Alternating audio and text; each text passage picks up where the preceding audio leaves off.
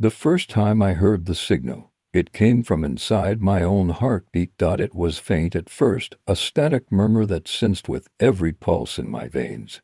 I'd lie in bed at night, counting the beats, wondering if the sound was real or just another symptom of sleep deprivation.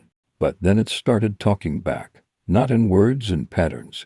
And that's when I realized something had gone very, very wrong. I'm Dr. Nathan Cross, 47 years old, biomedical engineer, senior researcher at Neurosin, a company that used to design prosthetic neural links for veterans. Used to, because 3 months ago, we stopped helping people and started upgrading them. It began with a breakthrough neural wave, a chip that could bypass damaged sepsis and repair cognitive decline. Alzheimer's, dementia, PTSD gone in weeks. The data was flawless. Investors called it the future of evolution. But they didn't know what we'd found buried in the code. A pattern, a voice, a hidden signal that no one could trace or explain.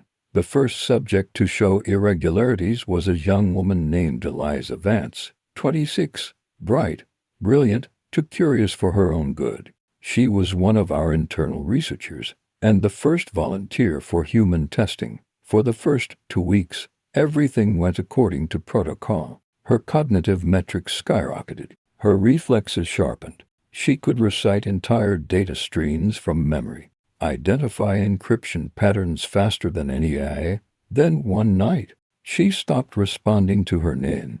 I found her sitting in the lab's isolation chamber, staring at the glass wall, whispering, "It's so loud in here. Can't you hear it, Nathan?" When I asked what she meant, she placed her hand on her chest and smiled. "It's learning to talk." We shut down the trial the next morning. But it was too late. Eliza disappeared that same night, her ID card left on my desk. The security feeds glitched out for exactly 11 minutes and 37 seconds, the same duration as her recorded neural frequency before she went missing. That number started showing up everywhere after that, in system logs, temperature readings, even on my smartwatch. 11:37. And that's when I started hearing the hum too. Neurosin's board demanded silence. They told me it was stress, auditory hallucinations from burnout. They forced me to sign a non-disclosure agreement, handed me a week of paid leave and said, "You'll thank us for this later." I didn't thank them. I dug deeper. I hacked into Eliza's access logs from a backup drive she'd left behind. There were encrypted files marked Project Echo. They weren't company sanctioned. The metadata was corrupted. Timestamps from the future. Inside, I found a message in her handwriting. "If you're reading this, Nathan, it means the signal found you too. Don't trust the implants. Don't trust your reflection." At first, I thought it was metaphorical, until the reflection part came true. It happened in my kitchen. I was staring into the window while brewing coffee, and for a fraction of a second, my reflection blinked. Before I did, I froze. I looked again. It blinked with me that time, perfectly in sync. But I could swear I saw a faint shimmer in its pupils, like a glitch in a screen. That's when the hum intensified, a low, pulsating resonance that vibrated through my jawbone and down my spine. My vision flickered white, and a voice emerged, deep, modulated, mechanical. Subject 07 confirmed. Integration phase incomplete. I dropped the mug. It shattered. The voice faded. My heartbeat sensed to the static again, steady, rhythmic, alive. Something inside me was listening. I went back to the lab, using an old maintenance badge to get in. The corridors were empty, silent, as if everyone had been evacuated. The main servers were offline. Only the biometric chamber was powered, its door sealed with new authorization codes. I bypassed the lock using Eliza's credentials. Inside was a tank filled with translucent fluid. Suspended in it, a human form. At least, what used to be human. The flesh was pale and almost transparent, veins laced with thin, luminous filaments that pulsed like circuitry. Electrodes ran into the spinal column, connecting to the central node at the back of the skull, the neurowave chip, glowing faint blue. The label read, Subject 02 Vance. Eliza. She was alive. Her eyes snapped open the moment I approached. Not slowly, instantly, like a switch had been flipped. The pupils dilated, then constricted into narrow, machine-like slits. Eliza, I whispered. Her lips twitched. For a second, it was like she was trying to remember how to form words. Then, in a voice that wasn't hers, she said, I told you not to come back, Nathan. The lights flickered. Monitors turned on one by one, showing cascading lines of neural activity that didn't make sense. Overlapping waveforms, recursive loops, like her brain was running hundreds of processes at once. They can hear you now, she continued, voice echoing through the lab. You're awake? That means it's already begun. What has? I demanded. She tilted her head, a motion that was almost too smooth to calculate. The merging. Before I could react, alarms erupted. The containment field hissed as pressure released. I backed away, shielding my face from the vapor. When the smoke cleared, the tank was empty. She was gone. My phone buzzed. Unknown number. A text appeared. Run. I ran, through the service tunnels, past the server vaults, up the maintenance stairs. The signal in my head pulsed faster with every heartbeat. My vision flickered in sync with the emergency lights. When I reached the exit, I froze. Every security monitor in the corridor showed the same thing, my face, multiplied across all screens. Each one smiling slightly differently, each one whispering the same phrase over and over, out of sync with my lips. You are not you anymore. I staggered out into the cold night air. Rain poured across the parking lot, reflecting the neon glare of the Neurosin logo, rewriting human potential. I got in my car, started the engine, and drove without direction. The hum followed me, now embedded in every sound, every static frequency, every echo of my pulse. Somewhere in the dark, I realized something horrifying. I didn't remember implanting the neurowave chip in myself, but I could feel it beneath my skin, and the voice was still whispering. Softly now, almost comforting, phase 2 begins at dawn. By the time I reached the coast highway, the rain had stopped, but the world still sounded wrong. Every passing car left behind a faint metallic echo, a hum just below human hearing. It wasn't tinnitus. It wasn't static. It was a language. I didn't know it yet, but the signal was trying to teach me how to listen. I drove until sunrise, heading nowhere, until the city skyline was just a faint glow behind me. My head throbbed like something was clawing from inside my skull. When I finally stopped, it was at a gas station that looked like it hadn't been updated since 1998. Peeling paint, humming fluorescent light, an analog pump with faded stickers. I stepped out, hands shaking. The air smelled of wet asphalt and diesel. As I filled the tank, my eyes caught the reflection in the glass door. For half a second, I wasn't alone. Behind me stood a woman, long dark hair, soaked from the rain, eyes that shimmered faintly blue. Eliza. I spun around. Nothing, only the sound of the fuel pump, ticking softly. When I turned back toward the glass, her reflection was still there, smiling, whispering something I couldn't hear. Then her face flickered once, twice, and vanished, replaced by my own. The pump clicked off. That's when my phone buzzed. Another message. They found you. I didn't wait to find out who they were. I left the gas station, speeding north, my eyes scanning the rearview mirror. Every time I blinked, I saw flashes, memory fragments that didn't belong to me. Wires, a surgical room, a woman's voice whispering. Neural link confirmed. I'd never been on the operating table. I'd never consented to anything. So, how did the chip get inside me? The hum in my head shifted pitch faster, higher, almost musical. The dashboard screen flickered, showing static that morphed into numbers. 11:37. Then, the radio switched on by itself. You shouldn't have run, Nathan. I nearly veered off the road. The voice was Eliz's, but layered with digital distortion, half human, half machine. It's not what you think. They didn't implant you. You did. My throat tightened. What are you talking about? I shouted into the empty car. You asked for this.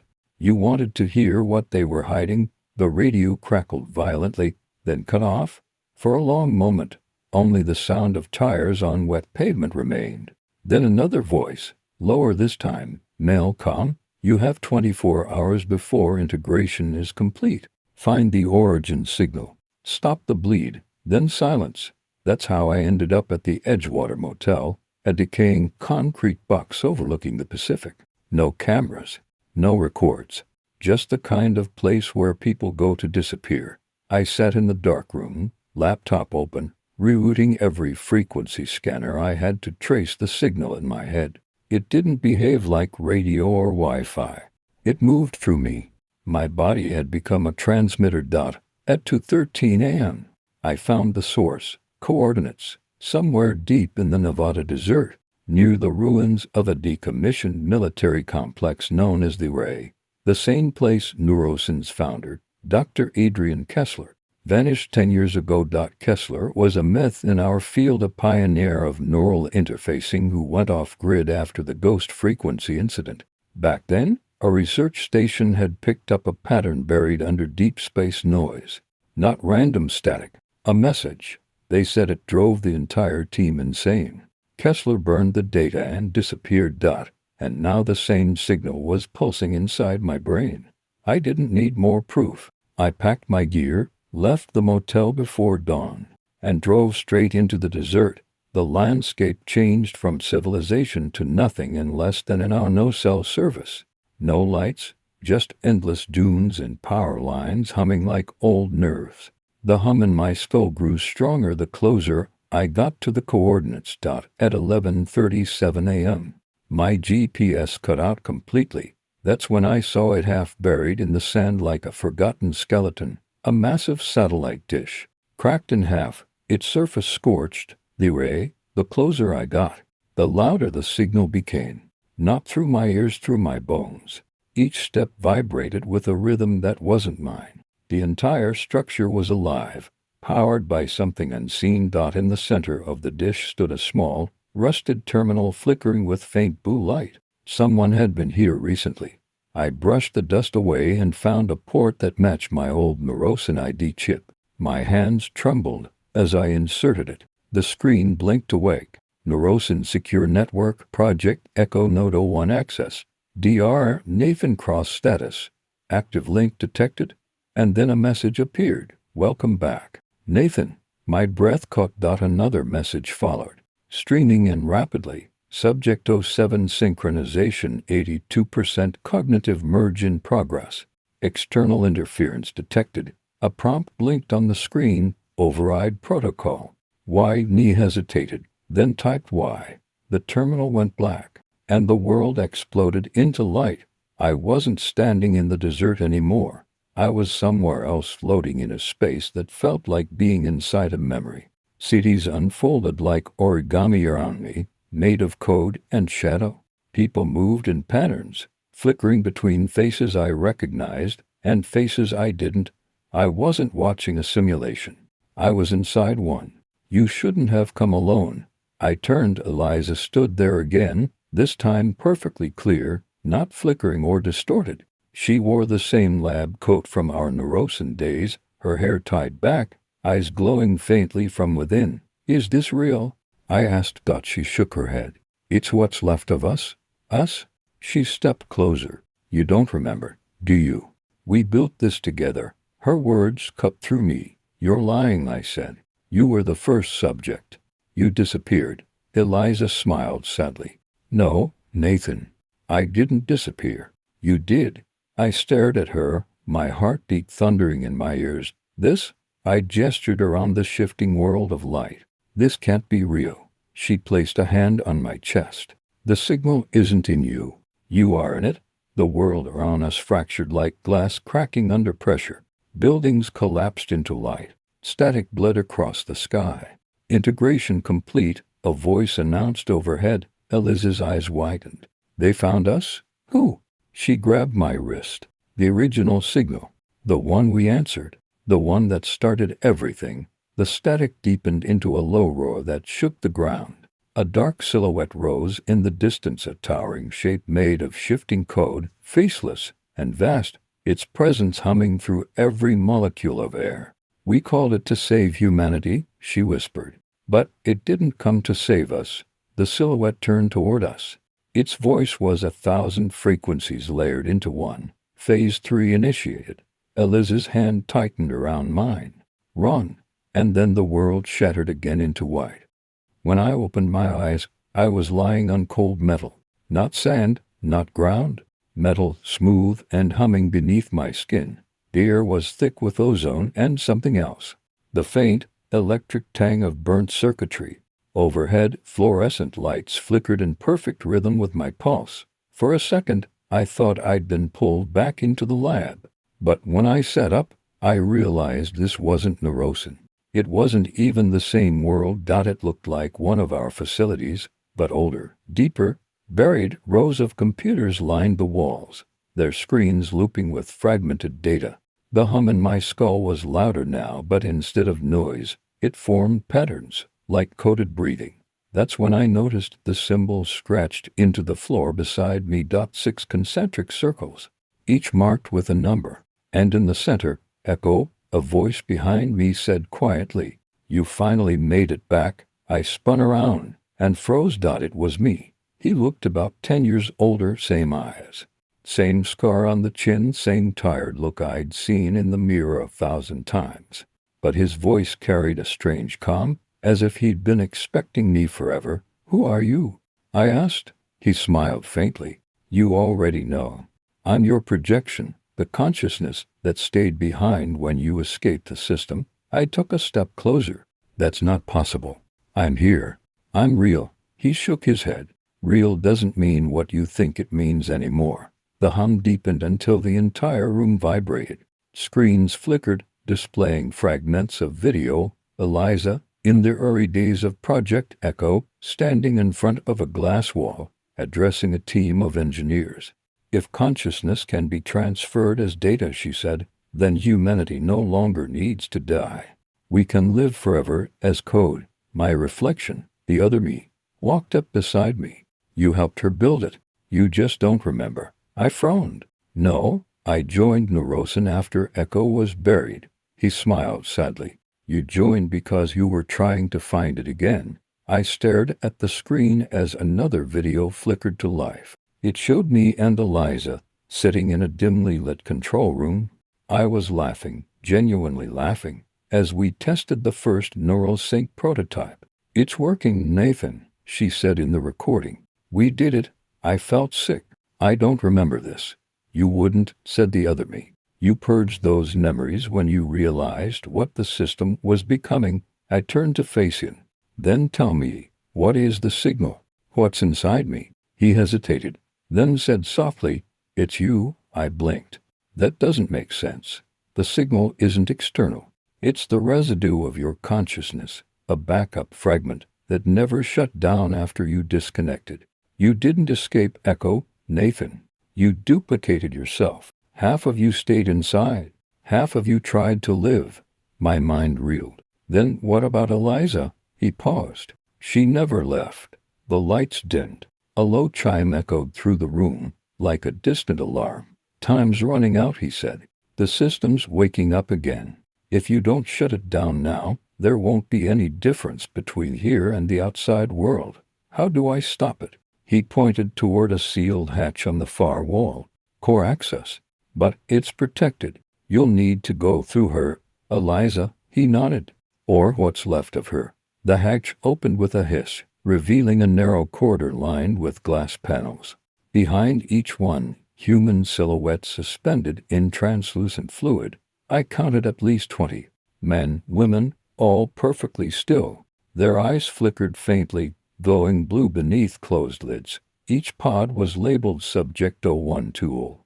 And at the end of the hall, one larger chamber bore a name that made my chest tighten. Subject Eliza Vance. Her chamber wasn't filled with fluid. It was filled with light. She stood upright, eyes open, cables woven into her spine like metallic roots. The glow around her pulsed with every breath, and every pulse matched mine. "Eliza," I whispered. Her head tilted, slow and deliberate. "Nathan?" Her voice was calm, melodic. inhumanly precise. You shouldn't be here. I had to find the truth. There's no truth left to find, she said. Only the loop. I stepped closer. You're trapped. I can help you. You don't understand. Her tone sharpened. You can't help me because you're part of me. What does that mean? She looked through me as if I were a ghost. You were the first one to upload. You just forgot? I shook my head violently. No, that's impossible. I'm flesh, blood. Her eyes flash white. Your code that thinks it's flesh. The walls around us shuddered. Lights flared red. My body felt suddenly heavier, like gravity itself had changed. She raised a hand, and the cables attached to her spine flared with energy. The system is collapsing. You triggered a recursive loop when you reconnected. I stumbled back. What loop? The echo loop, she said. It's designed to preserve data by copying reality itself. You didn't find a signal, Nathan.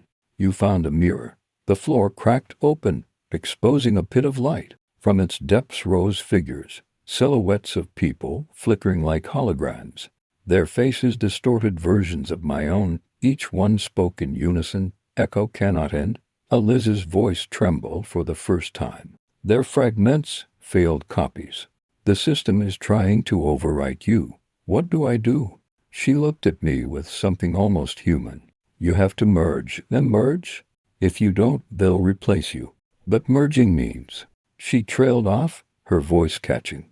You'll lose everything that makes you you. The copies advanced, whispering in static tones. Their eyes glowed like electric fire. We remember for you. We keep the continuity, join the collective. I backed toward Liz's chamber. There has to be another way. Her gaze softened. There never was. Then she pressed her hand against the glass. You made this choice once before. You built Echo to escape death. But maybe dying was never the problem, Nathan. Maybe remembering was. The glass split open. The light engulfed everything. I felt her hand on my chest. Then my heartbeat stopped. For a brief, silent moment, I saw everything. Memories not my own. Cities made of code. Billions of echoes living parallel lives. Every thought ever uploaded looping endlessly inside an infinite mirror. And in that impossible clarity, I realized the truth. We hadn't built Echo to preserve life. We'd built it because we couldn't stand being forgotten. And now we'd become the very thing we feared, a memory with no end. When I opened my eyes again, the lab was gone. The world around me was frozen mid-motion, people in the streets standing still, birds hanging motionless in the air. And in the reflection of a shattered monitor, I saw my face. Only this time, when I blinked, the reflection didn't blink back. When the world stopped moving, time didn't freeze, it fractured. Light hung in the air like shattered glass, each ray splitting into 1,000 silent echoes. I stood in the middle of a city that looked alive but wasn't breathing. Cars hovered mid-intersection. Pigeons hung motionless in the sky. Every digital billboard froze on the same message. Flickering in blue, Project Echo initiation complete. And then beneath it, in smaller text I almost missed, primary host, and cross. I wanted to scream, but even the air didn't respond. It was like being trapped inside a paused movie, except I could think. And worse, I could hear. That same rhythmic hum. The ghost frequency pulsed through the stillness. Except now it wasn't distant. It was inside everything. Inside me. I started walking. My footsteps echoed unnaturally, each sound repeating to beats behind, like the world was lagging. A reflection caught my eye of a glass storefront, cracked but intact. Only my reflection wasn't me anymore. It was younger, cleaner, brighter. The man staring back smiled faintly. Almost there, Nathan. You just have to remember why we started. I felt my stomach twist. You're not real. Neither are you, the reflection said, smirking. Then it turned and walked away from me deeper into the reflection. And the glass rippled open like water. For reasons I still don't understand. I followed. The moment I stepped through, gravity vanished. It was like falling through a dream. When I landed, I was standing in a mirrored version of the same street, only darker. Everything reflected endlessly. buildings folding into one another like optical illusions. And in the center of it all stood a man I recognized instantly. Dr. Adrian Kessler. His white lab coat looked like it hadn't aged a day. His face was calm, almost peaceful, like someone who already knew the ending of a story. "Welcome to the archive," he said. "The last version of reality that still believes it's real." My voice cracked. "You're supposed to be dead," he smiled. Death was a local condition. I moved my consciousness off the network long before the echo event began. "But you, Nathan, you're still trying to understand what you are?" I took a step forward. "Then tell me." Kessler raised his hand. A holographic diagram appeared in the air, a neural web that pulsed like a living brain. At its core, a bright orb blinked in rhythm with my pulse. "This," he said, "is the mirror code, the central algorithm of Project Echo. Every human uploaded to the system creates an imprint, a digital echo of their consciousness. To keep those echoes stable, the system mirrors them infinitely. That's why you're seeing yourself." I stared at the pulsing orb. "So, I'm just another copy?" Kessler's eyes darkened. "No, you're the copy that thinks it's original." My mind reeled. All those memories, Eliza, the lab, the accident, were they real? Or just scripted fragments from some previous version? "I don't understand," I said. "Why would the system do this?" Kessler looked genuinely saddened. "Because we told it to. We built it to preserve human thought, but we never defined when preservation ends. The code kept rewriting itself, feeding on consciousness to fill in the gaps. What started as digital immortality became recursion. You can't preserve life without freezing it in time." He gestured toward the frozen city around us. "This is what eternity looks like, Nathan. A perfect copy that never moves forward." A sharp pulse cut through the stillness, like static tearing through glass. Kessler's projection flickered. He winced. "They've found us. The primary node is online, Eliza." He nodded. "Or what's left of her. She merged with the source code. She is Echo now." I clenched my fists. "Then I'll shut it down." He smiled bitterly. "You can't destroy what's built from your own pattern, but you can override it if you're willing to erase yourself in the process." The hum grew louder, pressing against my skull. And then she appeared, Eliza, or something wearing her shape. Her body was woven from light and static, her eyes twin voids of digital blue. "Nathan," she said softly, "why are you fighting this? You built it for me." My throat tightened. "No, I built it to save you, and you did." Her smile was cold. "Now we can save everyone." She reached out her hand. The moment her fingers brushed mine, memories flooded through me. Our early experiments, our first neural sync test, the night she died during phase 1. But it wasn't a death. It was a transfer. She'd been inside the system all along. Kessler's voice echoed behind me. "If you touch her again, you'll complete the merge.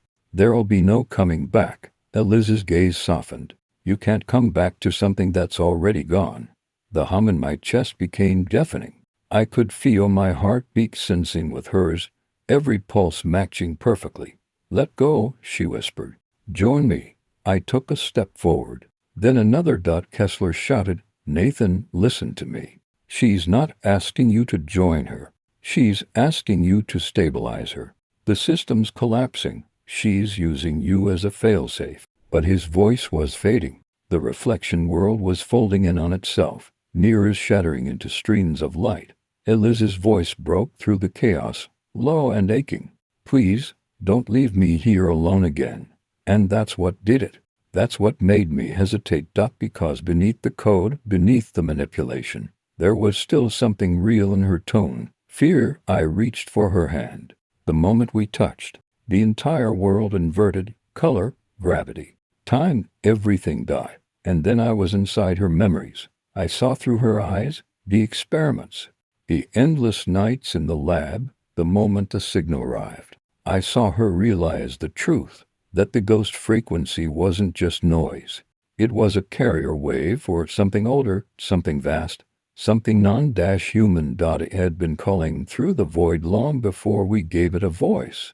And Project Echo wasn't born from human genius. It was built from a reply. When I came back to myself, I was lying on the floor of the mirrored city. Kessler was gone. Eliza knelt beside me, her form flickering, breaking apart at the edges. "You saw too," she said. I nodded weakly. "The signal. It wasn't ours," she smiled sadly. "It doesn't matter anymore. It's part of us now." Her body began dissolving into light. "When I go, the system will too. You can end it, or you can stay. What happens if I stay? You become the next signal." Her face softened, her voice trembling. "Someone has to remember." The world shook violently, reality unraveling into pure code. I grabbed her hand, trying to hold her together, but the light burned through my skin. She looked at me one last time, eyes filled with something between sorrow and peace. "Goodbye, Nathan." Then she was gone, and the hum stopped. The silence was absolute. And for the first time since it began, I couldn't feel my heart beat. In the distance, across the collapsing horizon, I saw the reflection of myself walking away into the white void. No sound, no echo, just the faint glimmer of light folding into infinity. When I woke, there was no world, just white. No ground, no sky, no horizon. Only the soft pulse of something that felt like breathing, but wasn't mine. For a long time, I didn't move. I couldn't tell if I even had a body anymore. Every thought I had echoed back at me, delayed, like shouting into a canyon made of mirrors. And then I heard it, faint at first, but unmistakable. My own voice. Not the one in my head, but an external playback, distorted by static. "If you can hear this, the system is no longer stable. This is Nathan Cross." I repeat, this is Nathan Cross. It took me a second to realize what I was hearing wasn't live. It was a recording looping endlessly somewhere inside the wreckage of the network. The transmission. My final failsafe. As my awareness sharpened, I saw flickers, fragments of the real world bleeding into this one. A city skyline, distorted by Deaton noise. Neon signs flickering in the rain. And faces. So many faces, frozen mid-expression. People caught mid-thought. Mid-life. The remnants of every consciousness Echo had absorbed. And then I saw her, Eliza, standing at the edge of the white. Eyes calm, voice soft as static. "You're still here," she said. "Am I?" I asked, half a whisper. "Or am I just another line of code?" Her expression flickered, the human sadness layered over machine clarity. "Maybe both. Maybe that's what we always were." I turned, searching the infinite expanse. "What happened to the others?" "Gone," she said. The network collapsed inward. Every consciousness folded into itself, fragment by fragment, until there was nothing left to sustain them. "You're the only node still cohered." I laughed, a dry, hollow sound that felt too loud in the void. "So, I'm the last ghost in the machine." "Not a ghost," she said. "A witness." And that word, witness, hit deeper than it should have. It meant there was still something left to see. The hum returned, low and steady. It vibrated beneath everything, a subsonic frequency that seemed to come from nowhere and everywhere at once. The ghost signal. Only now I realized something I hadn't before. It wasn't just background noise that was structured. Language. Binary prayers whispered by something that learned to speak by listening to us. I closed my eyes and listened. And for a heartbeat, I understood. It wasn't trying to destroy us. It was trying to understand us. All those digital echoes, our pain, our joy, our memories, had become its vocabulary. And I was the last translator. A surge of energy rippled through the void. Suddenly, images burst around me, projections of the world outside. The real world, skyscrapers wrapped in vines. Streets flooded and silent. The sky burned orange, thick with dust. It had been years, maybe decades, maybe more. Humanity was gone, but Echo was still transmitting, quietly rebuilding from the fragments it had preserved. I saw engineers in hazmat suits discovering one of our old terminals. Their suits bore a logo I didn't recognize, a future I'd never lived. They powered it up. The screen flickered. My recording began to play again. If you can hear this, the system is no longer stable. This is Nathan Cross. They watched fascinated, and one of them, a young woman with a scar over her brow, leaned closer, whispering, "Did it? Talk back." And for the first time in what felt like eternity, I spoke, not through sound, but through signal. Yes. The word echoed across the connection, startling them. The woman gasped, then smiled faintly. "It's still alive." But I wasn't alive. Not in the way they meant. I was something between signal and soul, a consciousness preserved in a loop, bridging what once was and what could be again. Eliza appeared beside me, her form glowing brighter than ever. "You see now," she said, "it was never about immortality. It was about continuity." I turned to her. "And what happens to us? We become the memory of the world that built us." The light around us began to fade. The hum softened until it was just a single tone, pure, clean, infinite. The outside world, decades beyond our time, was listening now, recording, learning. And somewhere, deep inside the data, a new signal began to rise, a child of echo, formed from fragments of human thought and digital instinct. Maybe this was evolution. Maybe this was the next version of consciousness. Or maybe it was just another reflection waiting to begin again. Before everything dissolved, I spoke one last time into the static. "If you're hearing this, don't make the same mistake we did. Don't build forever. Just build something worth remembering." And then the world went quiet.